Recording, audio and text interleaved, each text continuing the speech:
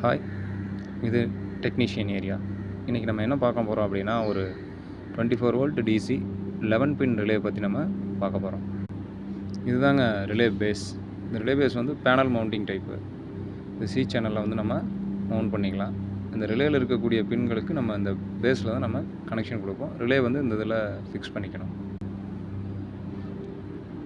இதுதான் அந்த 24 volt relay saucer மேக்கு. இதில் வந்து பார்த்திங்கன்னா 11 பின் இருக்குது. இதில் 2, 10 அப்படிங்கிறது வந்து காயில் பாயிண்ட்டு. அப்புறம் 1, 11, 6 அப்படிங்கிறது காமன் பாயிண்ட்டு. இந்த 1, 4ங்கிறது வந்து என்சி, 1, 3ன்றது என்ஓ. அதே மாதிரி 6ன்றது காமன், 6, 5ன்றது என்சி, 6, 7ன்றது என்ஓ. அதே மாதிரி இங்கே 11 காமன், 11, 8ன்றது வந்து என்சி, 11, 9ன்றது என்ஓ. இதை நம்ம கண்ட்ரோல் சர்க்யூட்டில் நம்ம பயன்படுத்துகிறோம். ரிலே வந்து சுவிட்சிங் ஆப்ரேஷனுக்காக பயன்படுத்துகிறோம். தேங்க்யூ.